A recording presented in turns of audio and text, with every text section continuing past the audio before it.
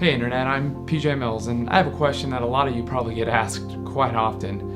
What do you want to be when you grow up?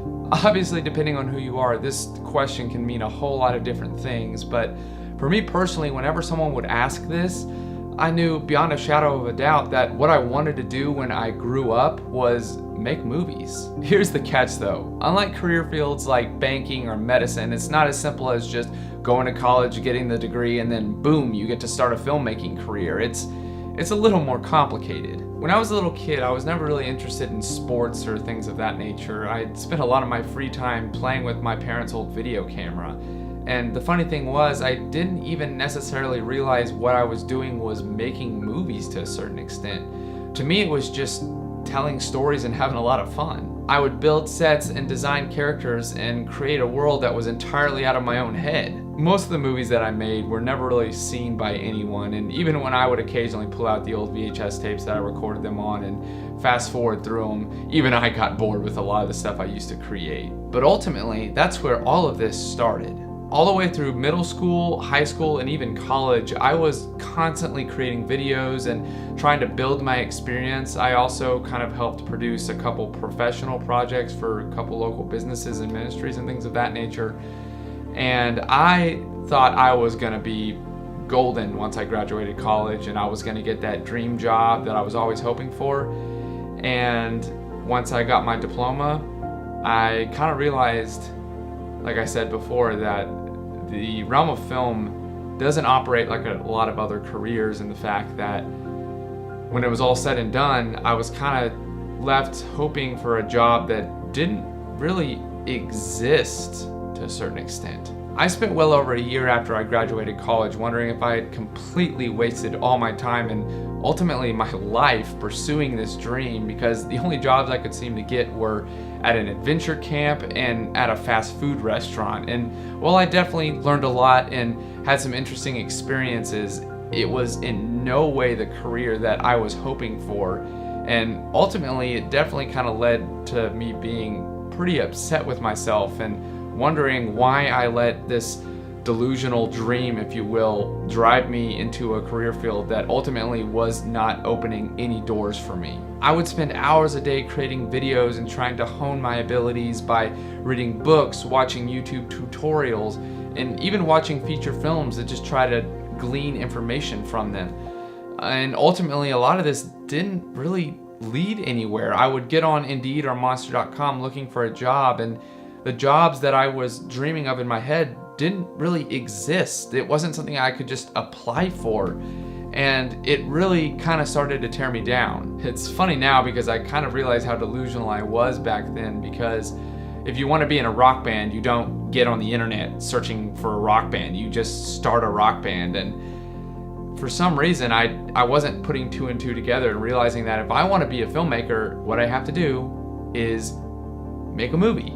The other side of the situation that I was wrestling with was some of my friends moved out to LA and were kind of starting on the ground level and trying to work their way up slowly and whatnot.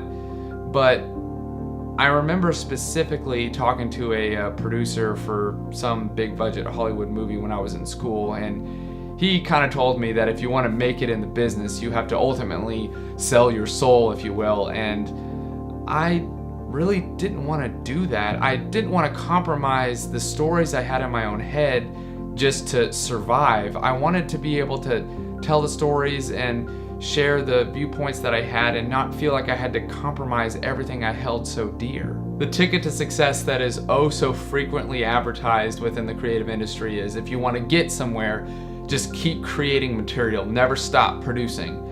And I definitely did that. I never stopped. I was constantly trying to write or direct a little short film, but the scary thing is I would see individuals that were so much more talented than I was getting absolutely nowhere and being in the exact same boat that I was. And I really didn't know how to be successful or make money as someone who loved and pursued and had a passion for film. It just didn't seem like a possibility. How do you even make money doing this stuff? Because I know for me, like there are people that do this stuff and obviously they can be very successful, but those are people that have, you know, a well-established name, that are producing these big Hollywood films and studios pay for them to do this stuff and they can make good money doing it. But how does a person like me who doesn't have any narrative experience make money at all? And I would do the research, and a lot of people were like, you don't make money doing it. So in my head, I'm like, how do you support yourself as a filmmaker? Or how do you do that? It's not that I actually thought I would get out of college and have a directing gig in a year or so. I wasn't that arrogant. But I guess I thought that ultimately I would feel more like I was headed in that direction. And I am immensely thankful that eventually I was able to land a job that was a video-related position. So I did get to kind of continue to hone my skills and abilities within the industry, and then continue to kind of pursue my dream job, if you will, of being a director. But I would beat myself up when I would feel like, oh, this isn't what I'm supposed to be doing. I'm supposed to be making movies and stuff like that. And I would kind of feel like I was being stagnant or not being productive enough. After years of beating myself up, thinking that I'm not moving in the right direction or living in the right place or talking to the right people, I finally realized that I've been taking steps in the right direction since I was a little kid.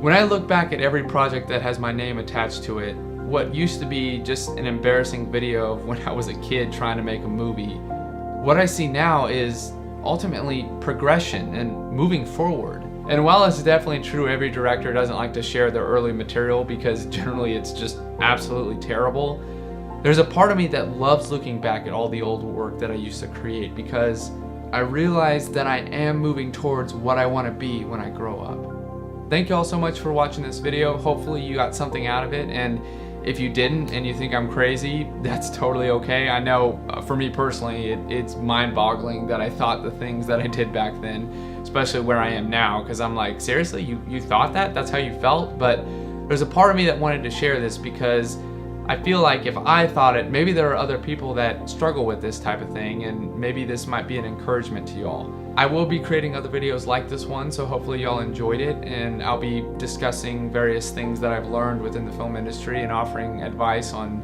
different projects and whatnot. Recently I've been very involved in the music video industry, and I've learned quite a bit, and I've kind of noticed there's not really all that many people on YouTube talking about music video production. And I thought that might be kind of a fun thing to jump into and offer my 10 cents on the topic, or 5 cents, or whatever the top term is, I don't know. But anyways, also follow me on Instagram at PJ_Mills. I'm pretty active on there, and you can kind of get some behind the scenes peeks on some of the projects I'm involved with and whatnot. But anyways, again, thank you so much for watching. Don't forget to subscribe, and yeah, see you around.